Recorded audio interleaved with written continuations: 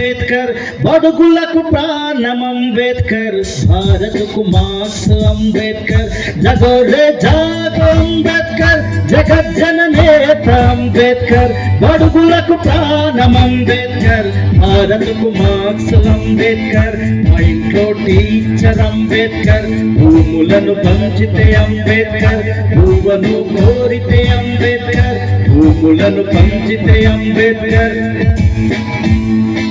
మీరేం చెప్పండి ఒకటి రా కోరసేరా.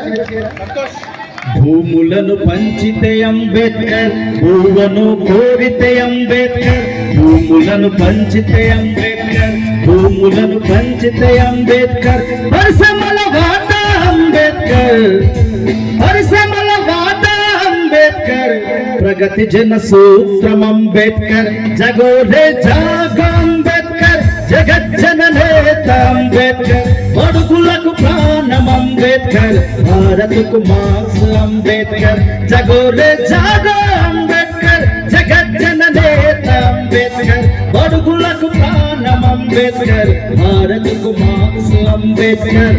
జోహార్ భారత్ పితా బాబా సాహెబ్ అంబేద్కర్. జోహార్ మహాత్మా జ్యోతిరావు ఫులే. జోహార్ చల్లతల్లి సావిత్రిబాయి ఫులే. జోహార్ కొమరం భీమ్.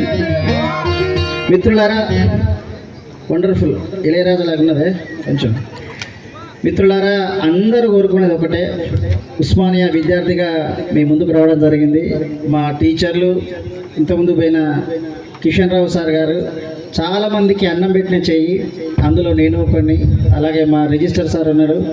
అంతకన్నా ముఖ్యంగా ఇప్పటిదాకా చాలా సెన్సెక్స్ తోటి మాట్లాడి చాలామందిని ఇన్స్పైర్.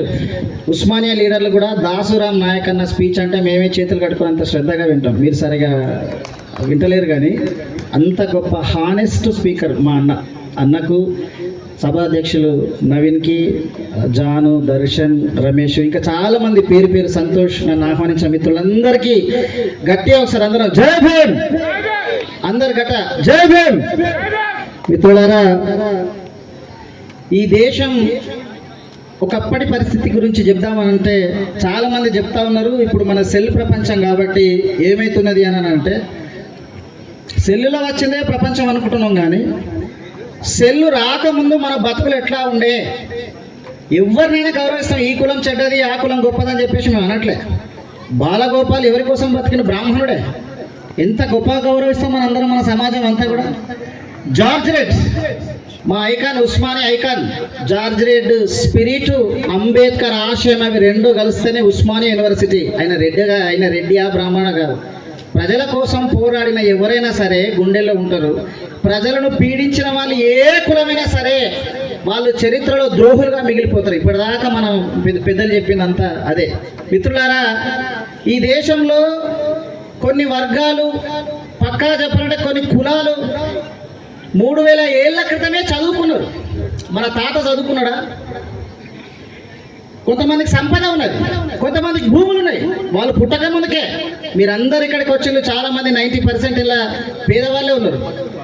కానీ మరి కొంతమంది పుట్టక ముందుకే 100 ఎకరాలు ఎట్లా ఉన్నాయి? ఎట్లా అంటే వాళ్ళు ఎట్లా చదువుకున్నారు? మన తాతకు, మన నాయనకు స్వాతంత్రం వచ్చిన తర్వాత మన అన్న కూడా చదువులేదు. కానీ 1000 ఏళ్ల క్రితమే నన్న ఎట్లా చదువుకున్నాడు? 3000 ఏళ్ల క్రితమే మనం ఎలా చదువుకున్నాడు? వాళ్ళందరికీ చదువుండి మనకి ఎందుకు లేదు? దానికోసం మేము మనుషులము, ఒంటి నిండా బట్ట లేనటువంటి వాళ్ళం, కడుపు నిండా తిండి లేనటువంటి వాళ్ళం, మెదడు నిండా జ్ఞానం లేనటువంటి వాళ్ళం. దీనికోసం కొట్లాడి కొట్లాడి సావిత్రిబాయి ఫులే, మహాత్మా జ్యోతిరావు ఫులే, అంబేద్కర్, కాన్షీరామ్, అంతకన్నా ముందు బుద్ధుడు, కబీర్, సంతు రవిదాస్, వీళ్ళందరూ మన కోసం రక్త తర్పణం చేస్తే ఇంత ప్రశాంతంగా ఉన్నాం. కాబట్టి మీ అందరూ వాళ్ళకు ఒకసారి గుర్తు చేయాలని ఇక్కడికి వచ్చిందంతా ఒక్కసారి గుర్తు చేసుకోవాలి. మొన్న బాచ్పల్లిలో భూపాలన్న, భూంపల్లి మదన్న చాలామంది ఎంత అద్భుతంగా మీటింగ్ పెట్టిళ్ళు. చాలా గొప్పగా ఇక్కడ బాచ్పల్లి ఉంటారు. దయచేసి ఈ మిత్రులందరూ చెప్పాల్సింది ఏంటిదంటే, ఇక్కడ యూనివర్సిటీ విద్యార్థి నాయకులంతా ఈ చుట్టుపక్కల గ్రామాలు చాలా ఉన్నాయి. మీరు దయచేసి ఇక్కడికి వచ్చినటువంటి వాళ్ళు కుల నిర్మూలన గ్రంథం ఇంతంతే ఉంటుంది పుస్తకం, బాబాసాహెబ్ అంబేద్కర్. ఇంకా ఈ ఉపన్యాసాలన్నీ సరే మీరు ఎప్పటికీ వినేదే కానీ ఒక్క పుస్తకం అన్నా చదవండి. అక్కడ పక్కనే బుక్ షాప్ ఉన్నది, గులాంగిరి పుస్తకం ఉన్నది. దయచేసి ఒక్కసారి అట్టనన్నా చూడండి, మీకు వీలైతే ముందు మాటన్నా చదవండి. ఇంకా వీలైతే ఈ సమాజం అర్థం చేసుకోవాలనుకుంటే అవి అక్షరాలు కాదు మిత్రులారా, వాళ్ళ బిడ్డలను పోగొట్టుకొని రాసినటువంటి వాళ్ళ కన్నీళ్ళనే సిరా చేసి రాసినటువంటి వాళ్ళు. దయచేసి ఒక్కసారి ఆ పుస్తకం చదవండి. చదివితే ఇదంతా ఈ మీటింగ్లు ఎందుకు పెడుతున్నాం, ఎందుకు మేము అందరం కోరుతున్నాం, ఎందుకు ఈ పాటలు రాస్తున్నాం, ఎందుకు పాటలు రాస్తున్నారు, ఎందుకు పాడుతున్నారు అనేది మీకు అర్థమవుతుంది.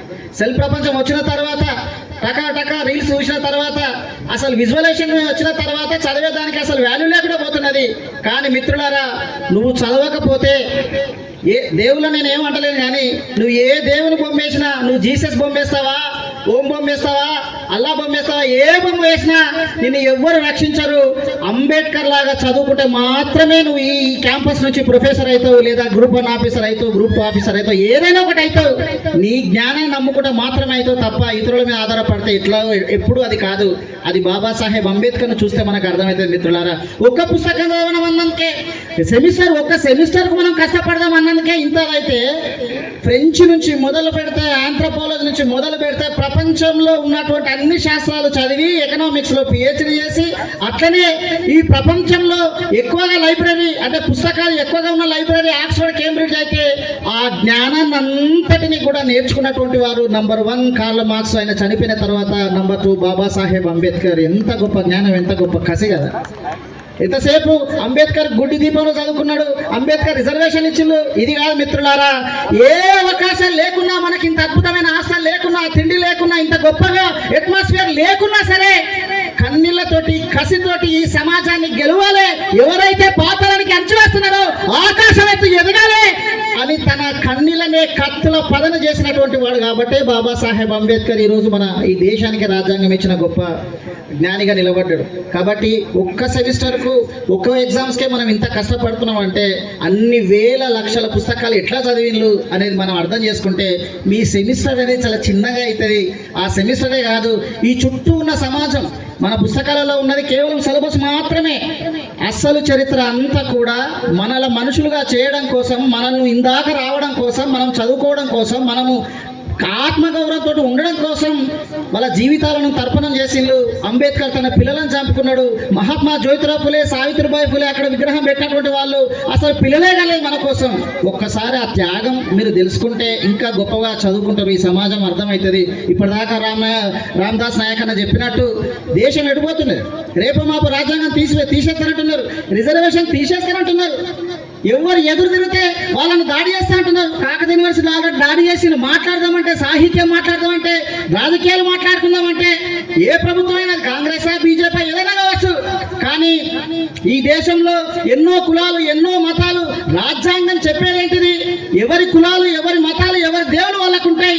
ఎవరిని ఎవరు కించపరచకూడదు, ఎవరి మీద దాడి చేయకూడదు. అంటే ఒక్క పార్టీ అన్ని సంఘాలను, అన్ని రకాల మనుషుల మీద, అన్ని రకాల కులాల మీద దాడులు చేసుకుంటా ఉంటే ఇది ఎటుపోతున్నది సమాజం అని మీరు ఆలోచించకపోతే, సెల్లు పట్టుకుని అదే ప్రపంచంలో ఉంటే, ఇంత మీటింగ్లు పెట్టుకొని వాళ్ళంత పుస్తకాలు రాసి వాళ్ళ రక్త తర్పణం చేసిన జీవితం అంటే అది ఎట్లా అర్థం చేసుకుంటాం మనం? ఎవరి కోసం వాళ్ళు చచ్చిపోయిందంతా. దయచేసి ఈ చుట్టూ సమాజం ఏమవుతున్నదో మీరు పుస్తకాలు చదివితేనే అర్థమవుతుంది. నడి చచ్చిన దారిని నువ్వు మర్చిపోతే నువ్వు కలెక్టర్ అయినా, నువ్వు SP అయినా, నువ్వు ML అయినా దేనికి పనికిరాదు. మనం అందుకే ఢిల్లీకి రాసైనా తల్లి కొడుకులం అంటాం మనం. అది మర్చిపోవద్దు. నడి చచ్చిన బాటను మర్చిపోవద్దు, మన ఊరును మర్చిపోవద్దు. మన తల్లిదండ్రులు చీకట్లో ఉండి మన వెలుగులోకి పంపిళ్ళు. వాళ్ళు కష్టపడుతూ, వాళ్ళు కూలి పని చేసుకుంటూ, మట్టి పని చేసుకుంటూ, తట్ట పని చేసుకుంటూ ఇంత అద్భుతమైనటువంటి హాస్టల్. నిజంగా ఈ హాస్టల్ ఇది చూస్తుంటే ఉస్మానియా లైబ్రరీ కన్నా అద్భుతంగా ఉన్నది. గట్టిగా మీరు అందరూ ఒకసారి చప్పలు కొట్టాలి. ఈ హాస్టల్ కష్టపడ్డ వాళ్ళు, పోరాడినటువంటి వాళ్ళు, కిషన్ రావు సార్ లాంటి వాళ్ళు, నిజంగా వాళ్ళ హయాంలో ఈ విగ్రహాలు ఉండడం, ఒక విగ్రహం పెడదాము, అంబేద్కర్ విగ్రహం పెడదామంటేనే ఉస్మానియా చాలా గొడవలు, చాలా అసలు ఉస్మానియా కట్టినటువంటి వాళ్ళ బొమ్మ పెడదామంటేనే ఫుల్ రాజకీయాలు అవుతున్నాయి. అలాంటిది ఇంత అద్భుతమైనటువంటి బొమ్మలు అంటే విగ్రహాలు, ఇంత అద్భుతమైనటువంటి ఈ హాస్టల్ మీకు ఇచ్చినందుకు నిజంగా కట్టిన వాళ్లకు VC సార్ ఒక ప్రోత్సాహానికి వాళ్ళందరికీ హ్యాట్స్ ఆఫ్ చెప్తూ, మీరందరూ ఈ దేశాన్ని ఏలే అటువంటి మహా చక్రవర్తులుగా, జ్ఞానవంతులా కావాలనే మేమందరం ఎంతగానో మాట్లాడుతున్నది. మళ్ళీ ఎప్పుడైనా టైం ఉన్నప్పుడు, టైం లేదు కాబట్టి నవీన్ అప్పటి నుంచి పాపం అందరినీ ఆర్గనైజ్ చేయలేక చచ్చిపోతున్నాడు వీళ్ళందరూ.